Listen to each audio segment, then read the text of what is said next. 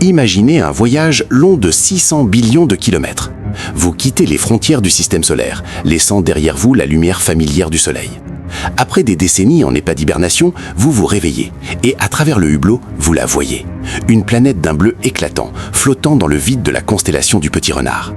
La première émotion que vous ressentez est l'espoir. Dans notre esprit, la couleur bleue est indissociable de l'eau, de la vie et de la sérénité. Elle semble être une seconde Terre, plus grande et plus majestueuse. Mais ce n'est qu'une façade, un mirage cosmique conçu pour détruire quiconque oserait s'en approcher. Bienvenue sur HD 189 733b. Aujourd'hui, nous plongeons dans l'histoire du monde le plus cauchemardesque jamais découvert par l'humanité. Nous analyserons la chimie de sa mort, la mécanique de ses tempêtes et comprendrons pourquoi cette perle bleue n'est en réalité qu'un fragment d'enfer incandescent. Lorsque les astronomes ont découvert HD 199 733b en 2005, cela a provoqué un choc dans la communauté scientifique. Selon nos anciens modèles de formation planétaire, les géantes gazeuses comme Jupiter devraient naître aux confins des systèmes stellaires, là où il fait suffisamment froid pour que le gaz puisse se condenser. Mais HD 199 733b enfreint toutes les règles. Elle se trouve 30 fois plus près de son étoile que la Terre ne l'est du Soleil. Comment ce monstre est-il arrivé là? Les scientifiques ont avancé la théorie de la migration planétaire. Autrefois, ce géant est né dans une zone froide, mais en raison d'interactions gravitationnelles avec le disque de gaz, il a commencé à tomber lentement vers son étoile. Ce processus a duré des millions d'années, au cours desquelles la planète est passée d'un géant glacé à une fournaise brûlante. Aujourd'hui, elle est si proche de son astre qu'une année complète n'y dure que 53 heures. Imaginez, pendant le temps d'un week-end sur Terre, un cycle entier de saisons s'y écoulerait, si des saisons pouvaient y exister. Vous pourriez demander, comment pouvons-nous connaître la couleur d'une planète située à 64 années-lumière de nous? Nous ne pouvons pas l'observer avec un télescope ordinaire, elle est trop petite et se perd dans l'éclat de son étoile. Les scientifiques ont donc utilisé une méthode ingénieuse, la spectroscopie lors d'une éclipse secondaire. Lorsque la planète passe derrière son étoile, la lumière réfléchie par son atmosphère disparaît brièvement. En comparant la lumière de l'étoile avant et pendant l'éclipse, les astronomes ont obtenu le spectre pur de la planète. À leur grande surprise, la planète absorbait les longueurs d'onde rouges et vertes, ne réfléchissant que le bleu. C'était la première détermination directe de la couleur d'une exoplanète dans l'histoire. Mais l'euphorie a rapidement laissé place à l'horreur lorsque l'analyse chimique a révélé l'absence d'oxygène et de vapeur d'eau en quantité suffisante. Cette couleur bleue est le résultat de la diffusion de Rayleigh sur des particules de silicate, autrement dit, du sable flottant dans le ciel. Descendons plus profondément dans cette brume bleue. La température sur la phase diurne dépasse 900 degrés Celsius. Dans de telles conditions, les silicates présents dans les nuages se trouvent à l'état fondu. Mais le plus terrifiant, c'est la différence de température. Sur la face nocturne de la planète, il ne fait que 600 degrés. Cet écart de 300 degrés crée une pression colossale.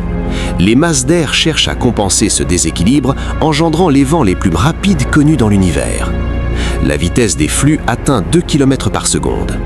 À titre de comparaison, l'ouragan le plus puissant sur Terre dépasse à peine 0,1 km par seconde. Ce vent soulève des gouttes de verre liquide et les propulse à des vitesses supersoniques. Ici, la pluie ne tombe pas vers le bas. La gravité de la planète est immense, mais le vent est encore plus puissant. Des projectiles de verre volent horizontalement, transperçant l'espace. Si vous tendiez la main hors du hublot d'un vaisseau, elle ne serait pas simplement brûlée, elle serait instantanément tranchée par des millions de lames microscopiques de verre. HD 199 733b est en train de mourir lentement sous nos yeux. En raison de son incroyable proximité avec son étoile, son atmosphère subit un bombardement intense de rayonnements X et ultraviolets. La planète se déshabille littéralement. Chaque seconde, elle perd entre 100 et 600 millions de kilogrammes de sa masse. Derrière elle s'étire une gigantesque traînée d'hydrogène en évaporation semblable à la queue d'une comète. Les scientifiques estiment qu'avec le temps, la planète pourrait perdre totalement son enveloppe gazeuse, ne laissant qu'un noyau rocheux fondu, une planète chtonienne. Nous assistons à l'agonie d'un géant qui se dissout lentement dans les rayons de sa propre étoile. Souvent, nous nous plaignons du mauvais temps, de la pluie ou du froid, mais l'étude d'HD 199 733b nous oblige à revoir nos perspectives. Comparez ce monde à Jupiter. Sur notre Jupiter, il fait froid et ses tempêtes sont composées d'ammoniac. Comparez-le à Vénus, où la pression peut écraser un sous-marin. Même à côté de ces planètes, cette planète bleue de verre semble l'incarnation pure de la folie. Un monde où toutes les lois familières du confort sont violées.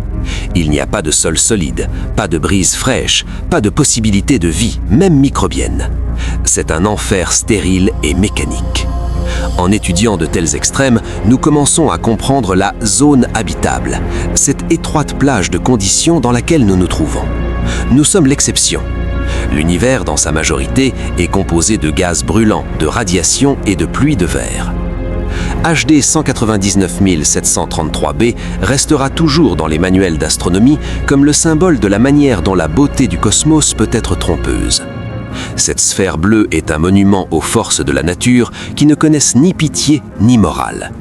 Nous l'observons à une distance sûre de 64 années-lumière, utilisant nos meilleures technologies pour percer ses secrets. Mais chaque nouvelle parcelle de données ne fait que confirmer une chose. Nous avons eu de la chance. Chance que notre pluie soit faite d'eau et que nos vents ne puissent pas découper le métal. L'univers est vaste et rempli d'horreurs, et HD 199 733b n'est qu'un chapitre de ce livre sans fin de cauchemars.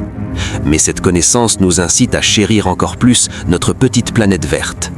Abonnez-vous pour continuer ce voyage à travers les recoins les plus effrayants de l'univers. D'autres mondes nous attendent, où la réalité dépasse toute fiction.